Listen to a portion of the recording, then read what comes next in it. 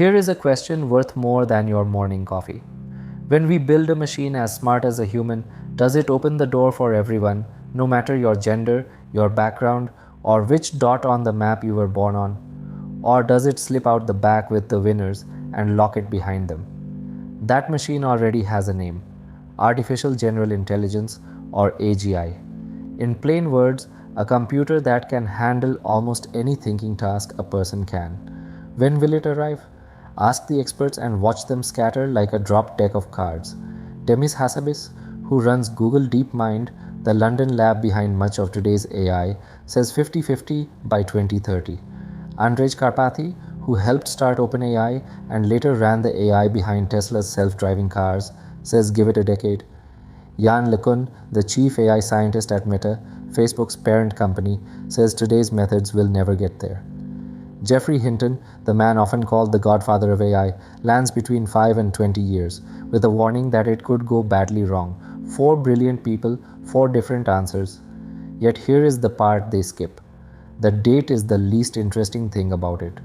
Whoever gets there first will not win on brainpower alone, but on 3 dull words nobody puts on a poster: governance, energy, geopolitics. That is the real race, and most of the world is cheering the wrong lane. Start with the good news, because there is plenty. For 50 years, biology could not solve one puzzle: the exact shape a protein folds into. Proteins are the tiny machines running every living thing, and their shape decides what they do. Get it right, you design a medicine. Get it wrong, patients wait, and waiting can be deadly. Demis and his team built an AI called AlphaFold that solved it fast by science's slow standards. It has now worked out the shapes of 200 million proteins, almost everyone known to science, and more than 2 million researchers in 190 countries use it, from cancer wards to malaria labs. Work that once took years now takes minutes. It won the Nobel Prize in Chemistry in 2024, though it deserved a parade too. Somewhere tonight a family is waiting on a cure that AlphaFold is quietly helping to find. That is a grandmother getting a few more birthdays. Now the twist. The world cannot agree on how to feel about this. In the Middle East and Africa, about 3 in 4 people trust AI and expect better hospitals and better jobs. In North America and Western Europe, fewer than 1 in 3 feel that hope. The people with the most to gain are the most excited. The people with the comfiest sofas are the most scared. And under the fear is a fair point. The people building this look almost nothing like the 8 billion who will live with it. Women are only about 12% of the world's AI researchers. Grandparents get skipped. The child with no phone is not even in the room. This is not only about gender, it is every age and background, either a fair shot for all or a machine that copies its blind spots onto everyone else. The same tool that could give a child with no school the best teacher alive could just as easily widen the gap, if only the lucky can log in.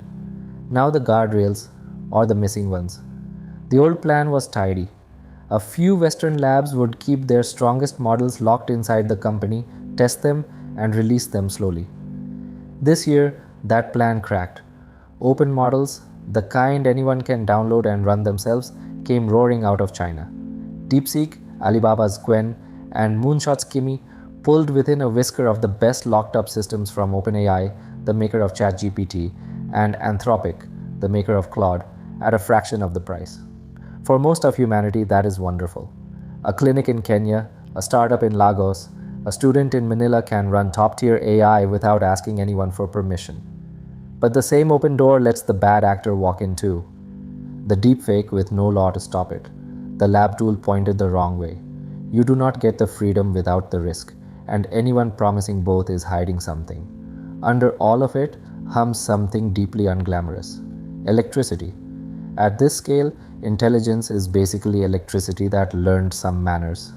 Power becomes tokens, tokens become answers, and whoever has the cheapest power builds the biggest brain. Heavy industry in Britain pays about $112 per megawatt hour of electricity. In America, 28, 4 times cheaper.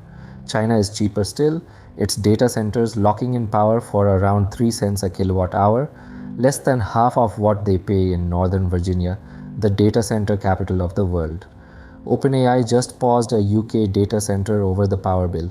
China is set to add more than 6 times America's new power capacity over the next 5 years, much of it solar and wind. The country building the cheapest power is quietly lining up to build the cheapest intelligence. That makes AGI more than a science story. It is geopolitics in a lab coat. See how it ties into one knot. Who builds it? The narrow few. Who runs it? The open models. Who affords the power? The countries with cheap energy. Advantage stacks on advantage. The people holding the keys get the best tools, the cheapest power, and the loudest voice in the rules. Leave it alone and the door does not slam. It drifts closed while everyone takes selfies with the robot. But drifting is a choice, not a law of physics. Look at Singapore, a country smaller than many cities, punching so far above its weight, it should be illegal.